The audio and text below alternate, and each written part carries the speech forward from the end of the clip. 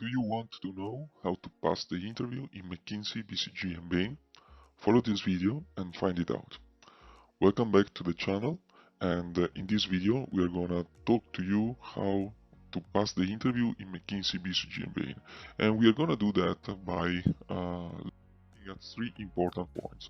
First, understanding the interview structure. Second, preparing the behavioral interview. And third, preparing the case interview, which the last two, behavioral and case interview, are two parts of the main interview, and you will find them in each stage of the selection process, from the first round to the last round, and across any type of interview that you're going to do. So let's start with the first point of our agenda, understanding the interview structure. And interviews are designed to test all the skills that are necessary to succeed in consulting, from the hard skills, the numerical, analytical one, to the soft one, so how you communicate, how you present yourself in front of the client. In general, we can divide the interview into four different steps or parts. So first you start with the opening of the interview, then you have the behavioral part of the interview. Then you move to the case interview, which is the one that most of the candidates focus only, but is not the only one that you need to do well in order to succeed. And finally, there are the closing remarks of the interview. So as you can see, opening and closing can run from 2 minutes to 5 or 10. Then the second important part of the interview is the behavioral interview, and this may last from 10 to 20 minutes, depending how engaging are you with the interviewer in terms of the story that you are telling to him, how the interviewer becomes interested in you and your profile. And then finally, the core of the interview, which is the case problem-solving interview, may last from 20 to 40 minutes, may run a bit longer, but in any case, you can see that the range of the full interview, including all these parts, may be from 30 to 45, 50, maximum 1 hour interview. And this depends also on the time availability from the interviewer, because you have to understand that interviewer do not do interview as their only job. Of course, they have many other things that they have to do during the day, and so maybe sometimes they have more time pressure, and so they will run very fast during the interview. In other moment, maybe they could be a little bit more relaxed and give you time to explain yourself better or to take things slowly. But let's see what are the components of each of these phases of a single interview, starting from the opening, of course. So in the opening, you will start with the greetings, say hello, introducing yourself, and have a small talk with the interviewer. And then usually the interviewer introduces himself or herself about her background, what he is currently doing, what are the main industry capability he's working during his career or her career, and so on. Then things will rapidly and smoothly shift to the behavioral part interview, in which you will talk more about yourself. So you will start by question about your CV, such as walk me through your CV, tell me something about yourself, and so on. Then the interviewer will ask you to share some story about why you wanted to work in consulting and in that particular firm, and some stories about personal achievement, strengths and weaknesses, your personality, how you deal with the difficult situation, troubles, and so on. And this will end the fit part of the interview. After that, you will move to the third and most important part, which is the case interview. Here, there are many aspects of your background, your skills and capabilities that will be tested, such as your analytical mindset, your ability to compute faster, so to deal with numbers, to prioritize ideas and solutions, to communicate them effectively in a top-down way, and at the same time to show creativity in the types of solution that you are sharing with the interviewer. And finally, how you synthesize your findings and how you communicate that to the interviewer that is simulating the client in this setting. Finally, moving to the closing part, here it is like the more relaxing part, and in this case usually you have small talks, and before the goodbye usually the candidate has the opportunity to ask questions to the interviewer, and always make sure to have questions to ask, and also some questions that could be interesting for the interviewer to answer, because you will also be judged on the type and quality of question that you're going to ask him. So in the remaining part of this presentation, we will focus mainly on the behavioral and the case interview part, but just as a general remark for the opening and the closing, is that you have to be relaxed, easygoing, and positive. At the beginning of the interview, show that you are confident, that you have been preparing a lot for this interview, so you are relaxed and positive about everything. Don't be stressed, don't be anxious, and don't convey these feelings and emotion to the interviewer. And then for the closing part, just this quick suggestion is to ask a question about the interviewer background, his experience that he shared with you at the beginning in the opening phase, and also try to ask something about commonalities you may have with him, about his background, maybe a similar transition or a similar studies or a similar universities and so on, in order to create a connection that may important also also to share how you can connect with the interviewer and potentially with the client in the real setting. So that's the overview about the structure and the process. Let's move to the second point of our agenda, which is preparing the behavioral interview, that is also called the fit part of the interview. And fit questions are meant to probe your interest, your leadership, problem solving, and resourcefulness. So, as you can see, is something about your past, so your background, something you did in the past, but telling stories about your previous background is something that is used by the interviewer in order to probe soft and hard skills that are important for consulting.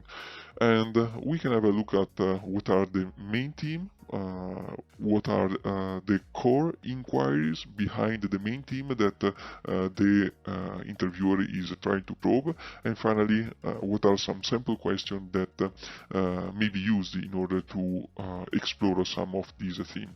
We will look in particular at 4 themes that are the main and most important, that are always probed by the consultant and the interviewer when he is asking questions to you in the behavioral part of the interview. And these 4 themes are the interest, the leadership, the problem solving, and the resourcefulness. So, in terms of interest, the core inquiry behind any interest question is, are you really interested in consulting and in this particular firm and in this particular office that you are applying to? And this is really important because they want really to understand if consulting is something that you want to do because you really want to do this job, or just because it is, I don't know, a fancy job that most of your peers are doing, and so you are just doing the same because you know it's could be a good option, but you are not really convinced about it. Is one of the options that you have on the table, and so here it is really important to show that you are passionate about this, that you did your research about what is consulting, about what are the values, the skills, the capabilities that that firm and that office requires, and you are really aware about what may be the future working with them. Simple question that could be used in order to address this theme by the interviewer could be the classical walk me through your resume, why consulting, why this firm, why this office, why you are leaving your current career path that may be in another company or maybe in a different education path, such as maybe you are doing engineering, or maybe you are doing a PhD, or maybe you are working as a corporate employee in another company, and there is this particular shift that you are trying to make. Why now? Why you want to make this shift happen? And many other questions that are hitting on the same spot. Let's now move to the second theme, which is leadership. Here, the core inquiry is, can you lead without a formal authority and also without alienating people in making them change their mind? So I think that the definition of leadership that is the most tailored to the kind of leadership that consultants are looking for is leadership is your ability to achieve an important goal, and a goal that has to be broken down into different pieces, and you have to outsource these pieces to different people that have to work with you in order to achieve together this goal. But at the same time, one or more of these people that you have delegated in order to complete a specific task will give you trouble in order to complete these tasks, and you have to convince them, even if you don't have the authority to do that, to complete this task in the accurate and right way in order to achieve the final goal. And in order to change their mind, you don't have to alienate them. So you don't have to be forcing them, you don't have to make them become hostile to you in order to comply to the type of work and the quality, the timing that is required to be successful. So this is the peculiar definition of leadership that consultants are looking for. Is not the traditional one. If people just follow you without any fighting, and is not a good leadership. If people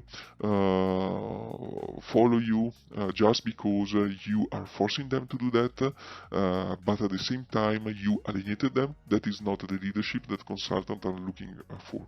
So it is really important to tell a story about your background in which you are able to show that you led people in a situation in which you didn't have a formal organizational authority to do that, and at the same time there were some hostility that you were able to change without alienating people, but actually bringing them on board with your vision, with your view of how things should have been done, and also empowering them to be better at what they were doing.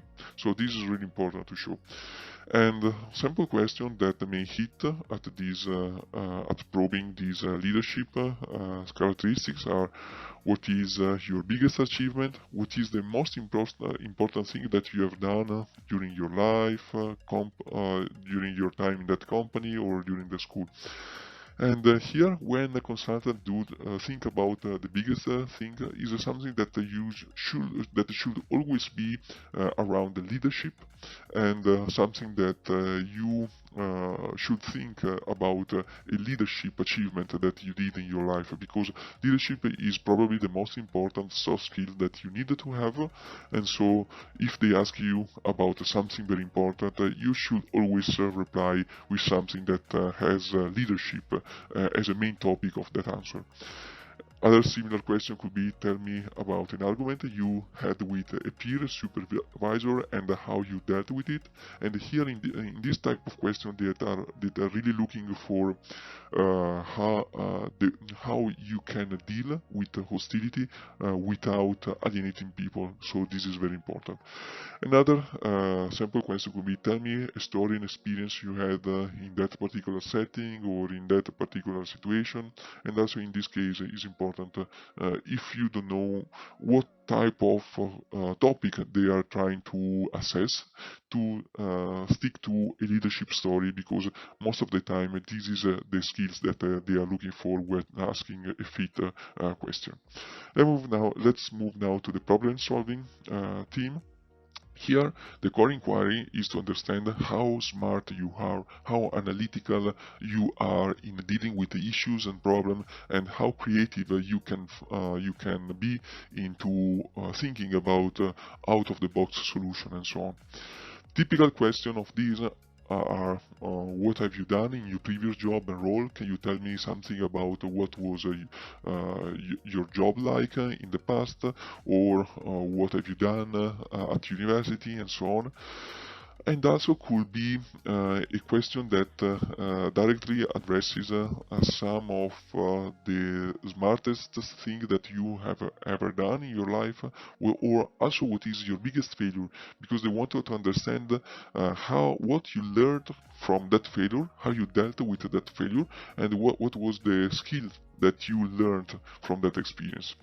And similar to this topic could be also tell me about your strengths and weaknesses, and make sure to have a list of 2 or 3 that you can share with a clear example about stories in which you showed to had that kind of strengths or weaknesses, and in case you are talking about the weakness, make sure also to always have a story about how you are dealing with it, how you make sure that you will not fall in it also in the future.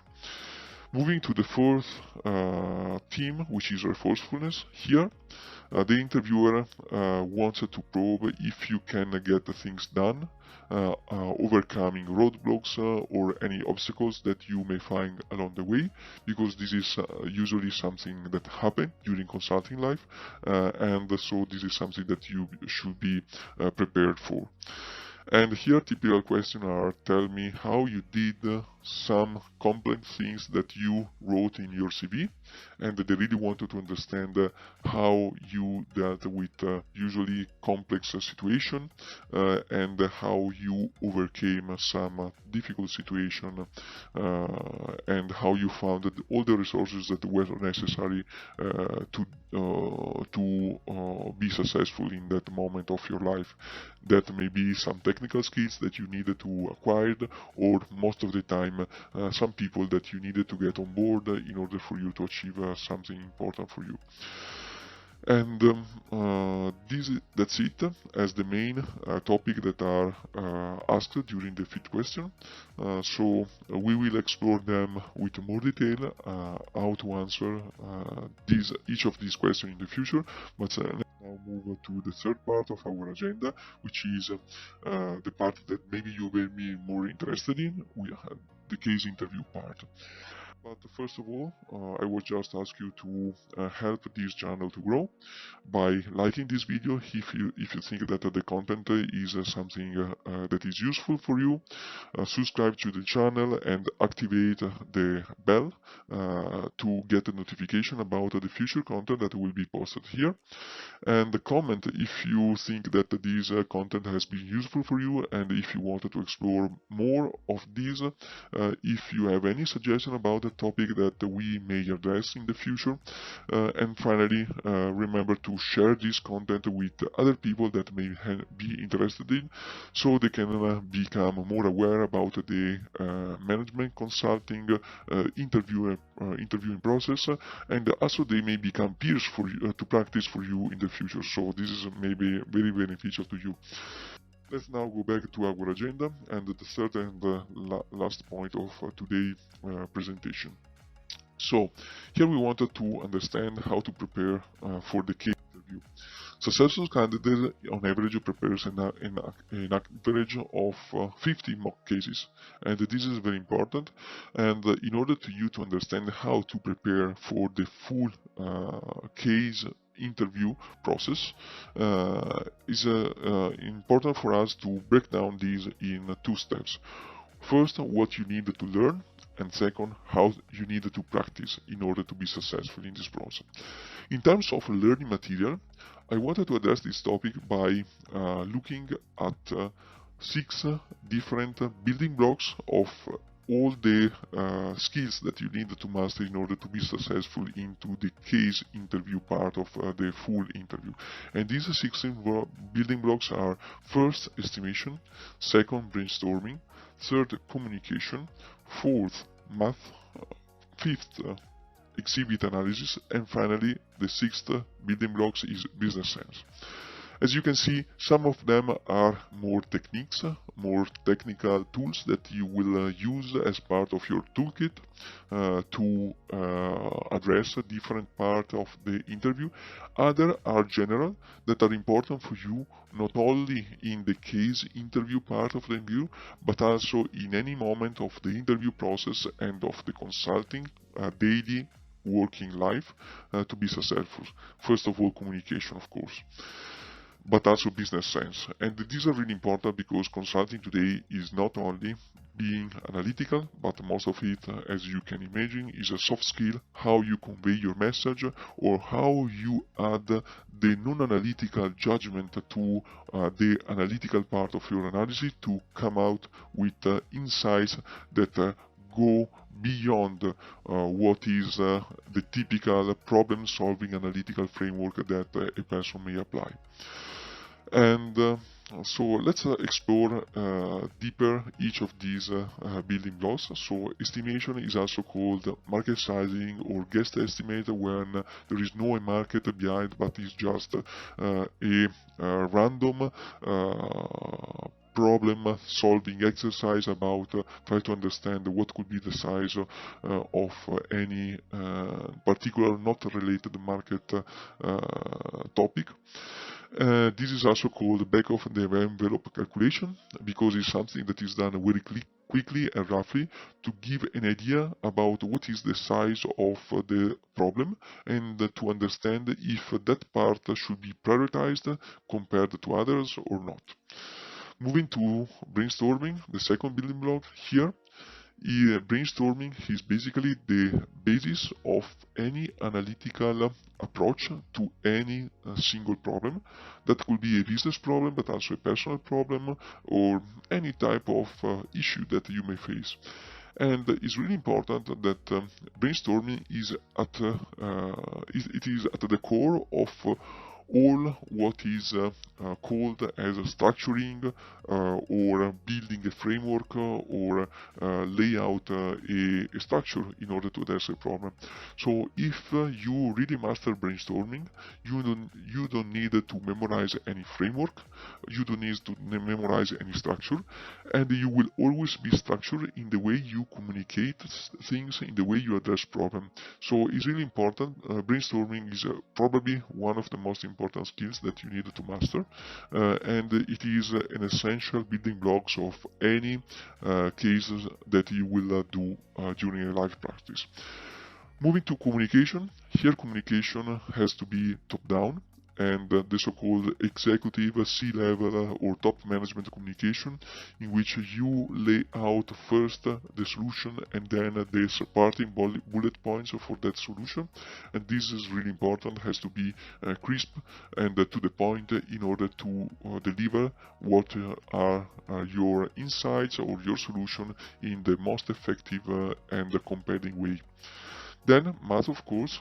Here the type of math that is consulting is simple math in terms of calculation that you are going to do, because we are talking about just addition, subtraction, multiplication, division, percentages, and so on.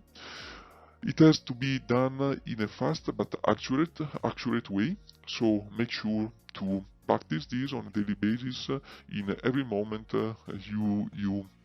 you may face a math problem.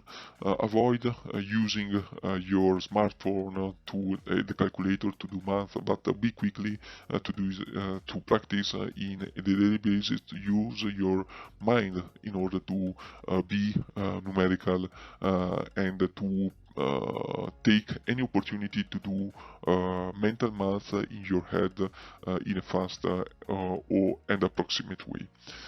Exhibit analysis is very important because visualization is used daily basis to convey messages, and so you need to understand how to read and understand what is the message that is coming from a chart, a graph, a table, because this is the way that will be used by you in PowerPoint in order to deliver a message. So you need to be very fast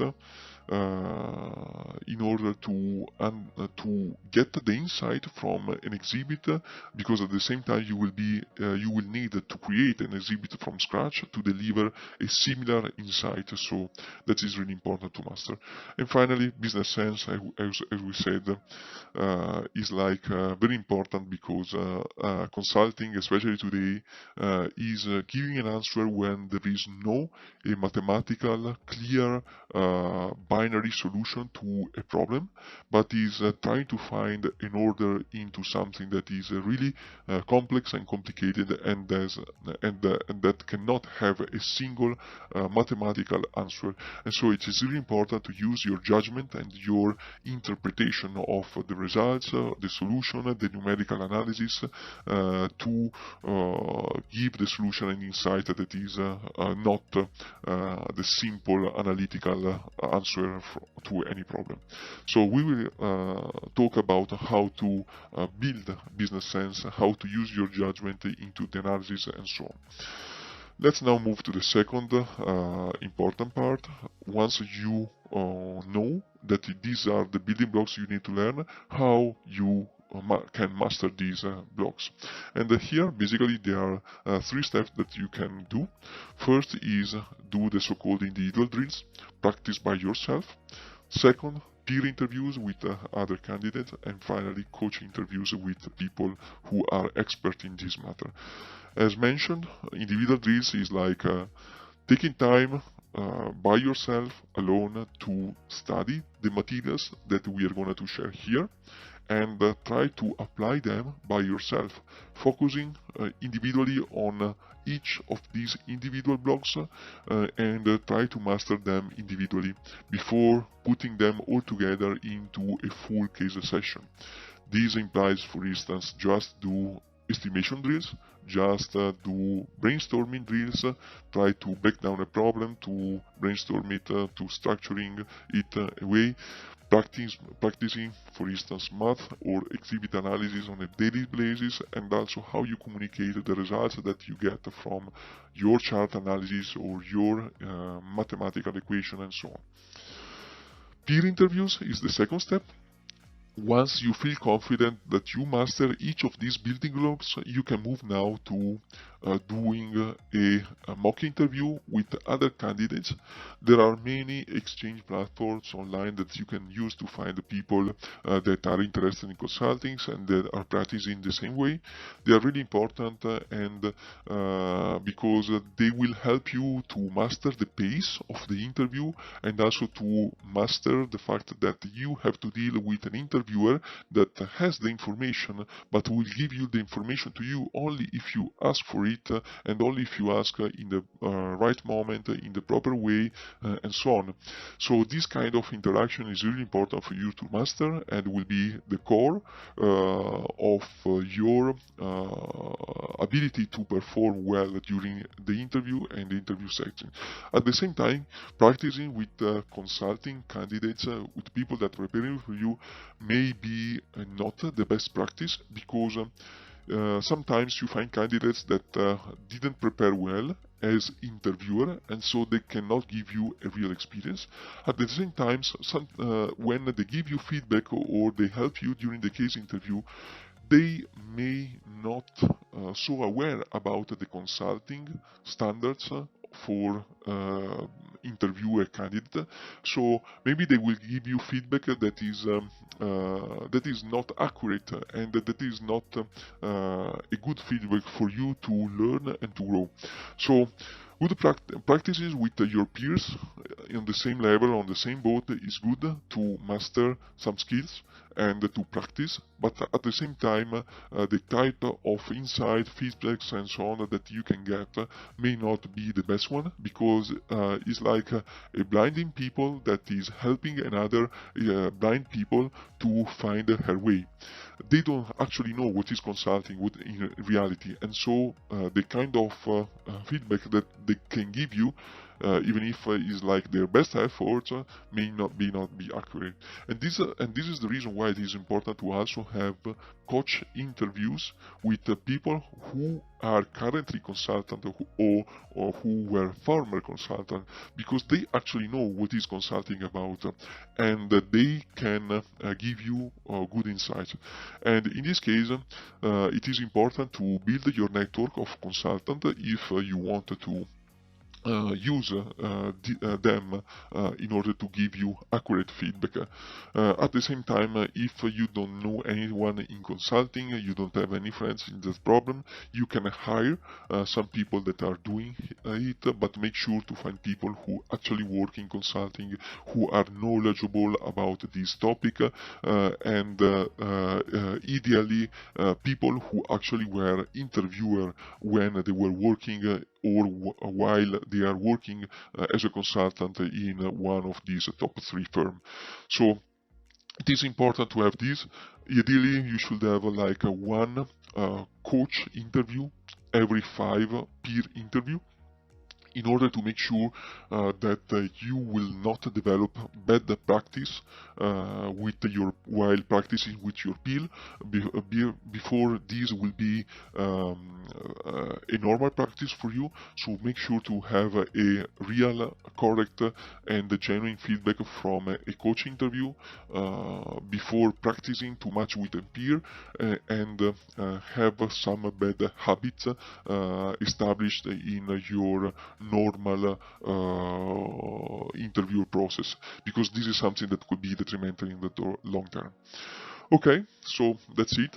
This is all the material that I wanted to practice with you, and I wanted just to remember to you to like this video, subscribe to this channel, and activate the ring bell to get notified when a new material will be published.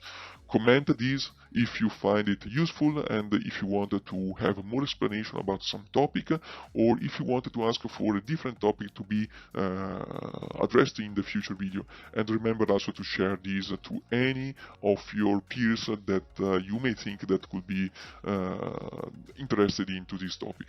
In the next video, we are going to talk about the first building blocks, which is the estimation part. So subscribe to the channel to make sure that you will get notified when the estimation building blocks will be addressed in the next video.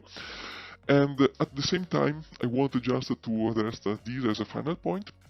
As you can see, we will not start from the fit interview part, or how to build the CV, or how to write your cover letter, but we will immediately jump into the building block, because we want also to tell you that we are a consultant, and so we need to prioritize. And the most important part for you, the one that requires more time to practice, is learning these building blocks. And this is why we are going to address first these, because these are the most important part of your preparation that you should be focused on. So we will start from the building blocks, because and we will explain in details how you should master them, how you should practice them, and then we will go back to other parts of the preparation that are less important from a priority point of view, but are still important to complete the whole spectrum of the preparation. So just keep going with your preparation while we'll start with the building blocks preparation, and make sure to practice them as soon as the content will be published.